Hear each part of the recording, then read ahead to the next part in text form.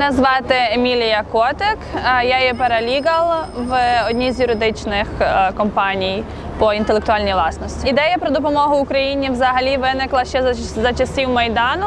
Ми з чоловіком підтримували майданівців і допомагали як могли Майдану. А потім, коли російська агресія переступила в іншу, такий наступальну фазу, то ми вирішили займатися допомогою для армії. А також ще в мене була така зустріч в житті з волонтером Іриною Коваленко. Вона допомагала батальйону Азов. І я з нею спілкувалася, і я просто була вражена, як одна людина може робити скільки допомоги. Бо я завжди думала, що я зроблю? Я всього-навсього одна людина. Але після спілкування з нею я бачила її результати.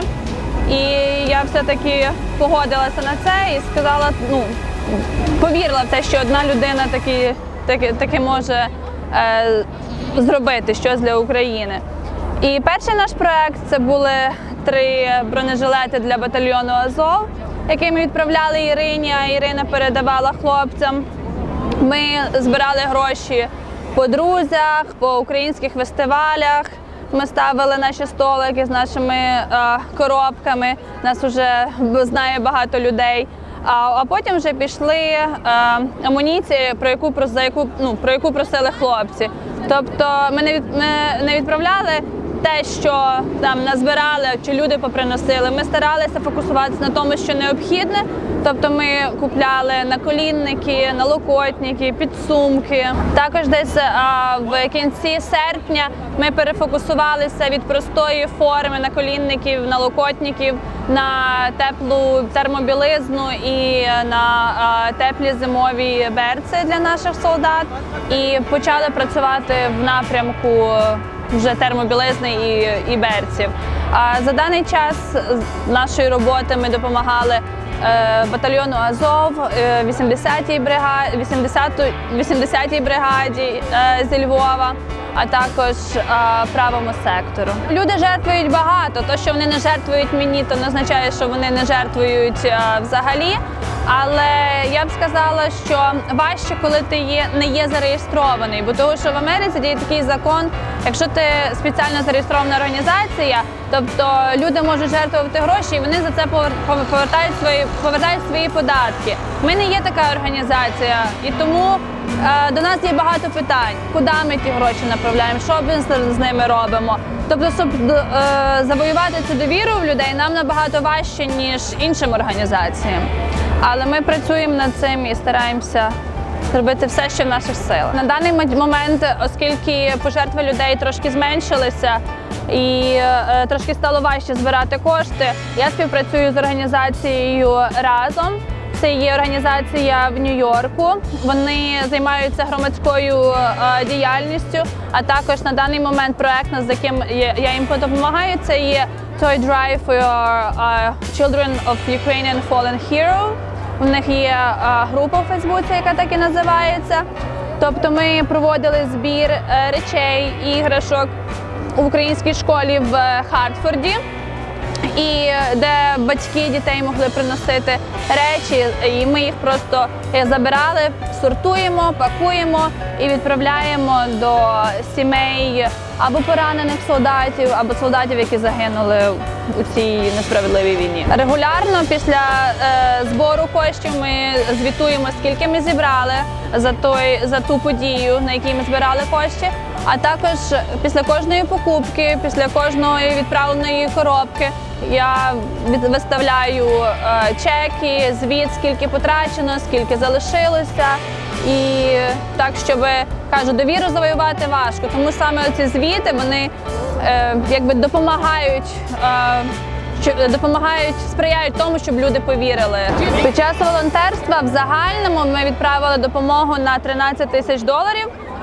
Але проект, над яким я надзвичайно горджуся, це був тепловізор для 80-ї бригади, коли позвонили через знайомих, позвонив замкомандира однієї з рот і попросив, що їм треба тепловізора для їхнього підрозділу БТРів, я точно не знаю, як це правильно називається, ці воєнні,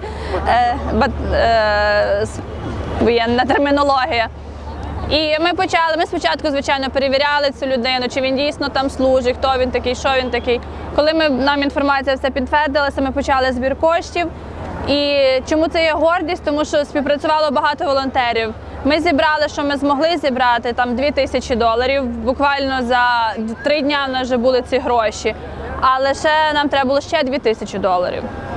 І ми тоді, я знову ж Фейсбук, пости, і мені відгукнулися волонтери з інших міст в Коннектикуті, які зібрали в себе кошти, передали мені, і ми мали змогу купити тепловізор і передати хлопцям з 80-ки. Зараз на даний момент ми працюємо над проектом «Вертеп». Запросіть вертеп до хати, щоб Різдво відсвяткувати.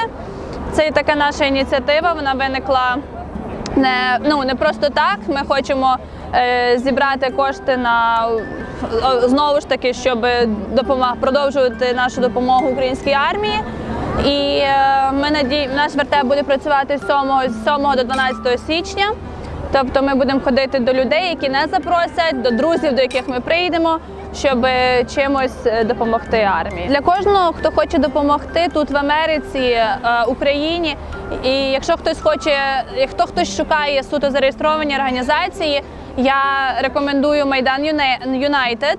Вони займаються медициною для наших солдат, вони постачають медицинське обладнання, а також різні препарати для українським госпіталям, шпиталям, а також організація «Разом». Вони займаються громадською діяльністю, але також збором іграшок і інших речей для сімей загиблих героїв. Також ви можете, хто хоче, зайти до мене на сторінку Facebook Емілія Котик і знайти там всю необхідну інформацію і зв'язатися зі мною особисто. Допомога дуже важлива і дуже важлива співпраця волонтерів, тим більше в цей тяжкий час. Я свого досвіду пригадую один випадок, коли ми були у Стемфорді на українському фестивалі. І там таке правило, на кожному фестивалі правило, що ти повинен зареєструватися спочатку, щоб мати столик, місце, крісла.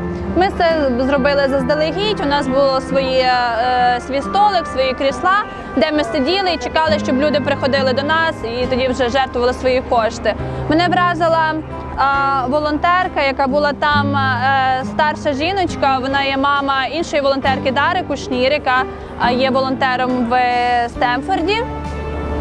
І цілий день вона ходила з українським прапором, прозорим пакетиком на своїх хворих ногах, які її боліли під кінець, бо вона вже жалілася. І вона цілий день ходила від людини до людини по цілому фестивалю і збирала також кошти на армію.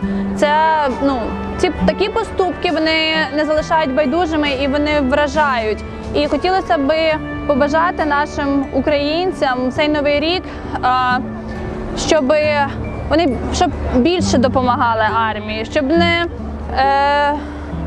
не впадали в відчай в те, що в нас все так зле, в нас все так погано, скільки вже можна допомагати. Нам треба, бо тільки всі разом, тільки загальною допомогою і кожною окремо ми зможемо перемогти у цій безглуздій війні і зберегти свою незалежність, зберегти свої території, зберегти своїх людей. Навіть маленька допомога, вона є важлива. Навіть піти провідати солдата в лікарні, напекти млинців чи зварити борщ – це є дуже багато. Ви показуєте тим, що вони нам потрібні, але що вони нам потрібні і ми їх підтримуємо. Адже війна – одна справа, дуже важко буде їм повертатися з війни. І щоб це було їм легше проходити, ми повинні працювати всі разом.